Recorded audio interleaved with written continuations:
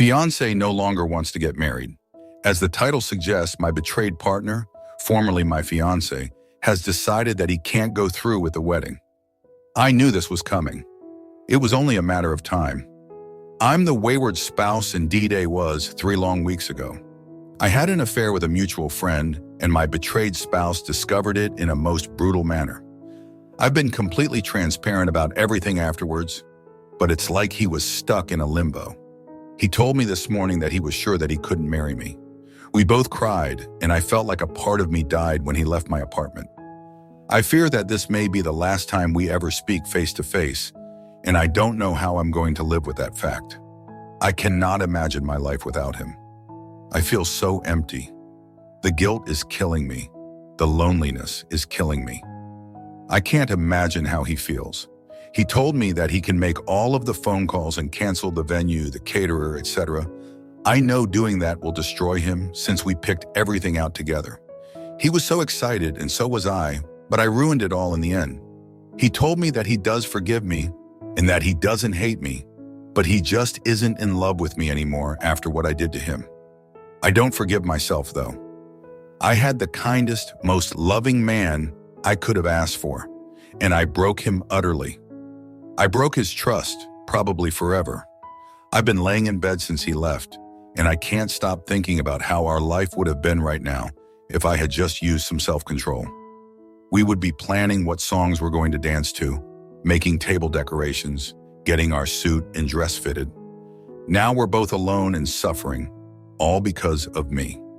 I understand and respect his decision completely. I know there's nothing I could ever do to fix the past, but I miss him so much.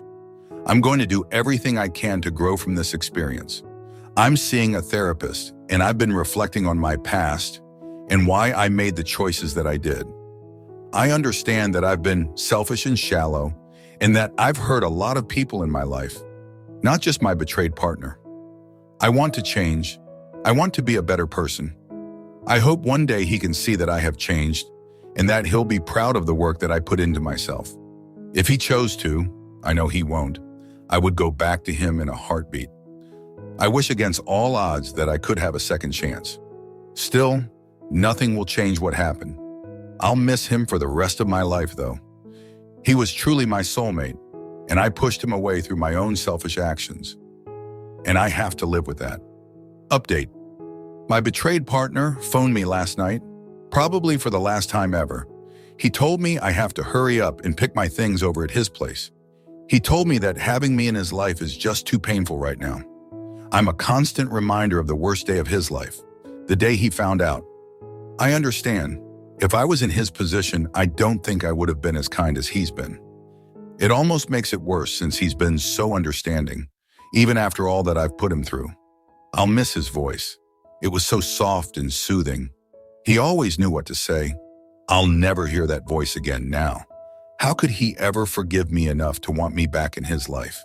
He said he just needed space for now and that he's at a very low place. I know he just said that to spare my feelings. I want to be friends with him so badly, just to have him in my life again.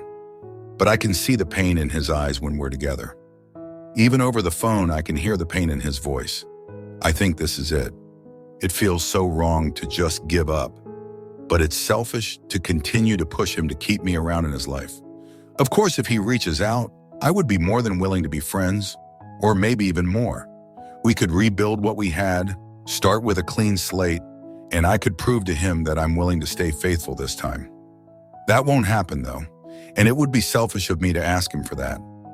I've lost my best friend. Now I'll have to learn to live with this hole in my heart for the rest of my life. Story 2, I live at my parents' home. I do so because grad school is expensive and they live 10 minutes from where I was fortunate enough to gain admission. So far, so good. My parents sold their house and moved into this house about 4 years ago. They downsized as they are empty nesters. It was a smart move, but it means my sister Stephanie lives close by, and Stephanie is the author of all her misery. Steph decided sometime in September of last year that she was done with her fiancé, a nice, quiet, inoffensive guy that has a good job. She wanted sparks, passion, and excitement back in her life. Darren is a nice guy, but he's not exciting. Fair enough. So she blindsided him, dumped him, moved out and into my parents' place. She whined and complained for mere days until she met Mr. Excitement, Mr. E. Mr. E is possibly the worst person I have ever met. He didn't graduate high school, he has no job, no employment history, no goals. He leeches off people, is constantly causing drama, routinely cheats on my sister, and is generally a sinister asswipe. He is constantly hustling, which is a byword for engaged in obvious, petty criminal activity.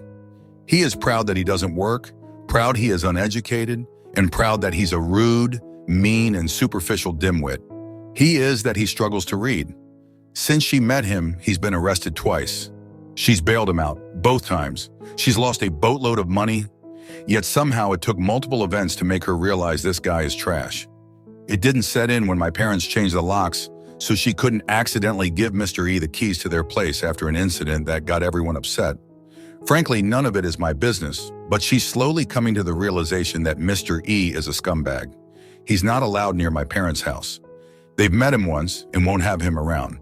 So my sister feels the need to confide in me her problems. Her friends have mostly distanced themselves from her while Mr. E is around.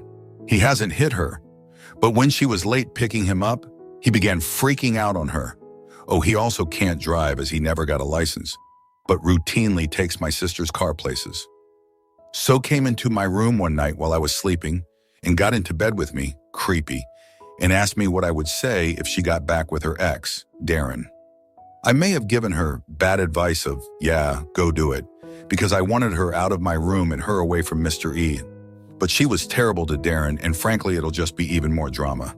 Now she's absolutely 100% convinced this is the best route. Do I owe it to Darren to warn him? Should I stay out of it? I love my sister, but she brought drama into her life. She dated a low-life petty thug to break the monotony of life, and in the process, nuked every friendship and relationship she's had with people. No one wants her around if Mr. E is around, and she's pretty much down to talking to me, her dog, and our mother.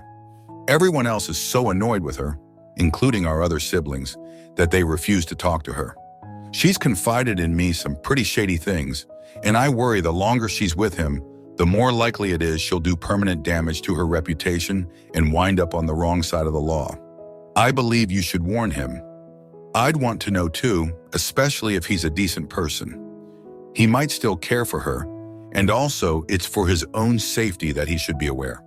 This person, E, could potentially harm him or break into his house to attack him if he finds Darren has stolen your sister back. This is a mess your sister created for herself. No need for an innocent third party to be hurt in the crossfire. Darren also needs to be informed because your sister might say she's been with no one, and he might believe her. He deserves better. Darren is mature enough to make his own decisions, but he should make informed decisions. And your job is to inform him. In fact, you can prevent your sister from trying to manipulate him back into her life. No one understands me like you do. I'm so sorry. Yada, yada, yada. So please let him know. Story 3. My partner had a threesome with her boss and a stranger on a holiday.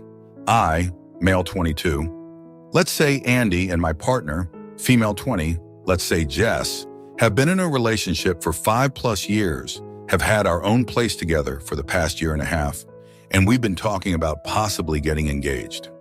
Last month, Jess went away on a full expenses paid work vacation for her and a few of her team members, including her boss, female 32. Jess was gone for 6 days total, and we decided not to talk much to each other so that she could focus on her holiday and having a fun time. Though much to my dismay, I found out through a notification that popped up on her phone last night from her friend, F21. Let's say Stephanie, that my girlfriend, her boss, let's say Sarah, and a stranger had a threesome on the trip. I was shocked to see her talking about it so nonchalantly to Stephanie. I was furious. I went further through her phone and saw that almost everyone from her work knew about it, and were all very supportive of her actions. Early on in our relationship, we had a rocky patch where she hooked up with someone at a high school party, but as far as I know, there hasn't been anything since then. I haven't confronted Jess about it yet, but I am already in the process of getting my affairs in order to split up with her. The two things that bother me is that, 1, Sarah has been engaged to her fiancé, let's say Sean, for 4 months, and Sean also has no idea about this. I feel obligated to tell him, but I don't know if I should or how I would go about this. And secondly, 2, how do I bring it up to Jess? What should I do about us? You absolutely should tell the fiancé before he marries this trash can. Prepare a smooth exit plan, take screenshots and whatever other evidence you could find. Then sit her down and tell her that it's over, backed by the evidence you've gathered. Share the screenshots with fiancé and then focus on moving forward with your life. Attempting to work things out will only prolong your pain. Then simultaneously reveal the truth with your GF's family before they come up with some bullshit.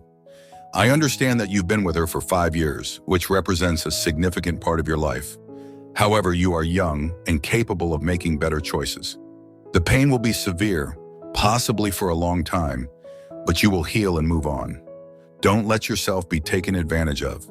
The damage is done. Her lack of remorse means she's not interested in making it right. The trust is irreparably broken. Good luck.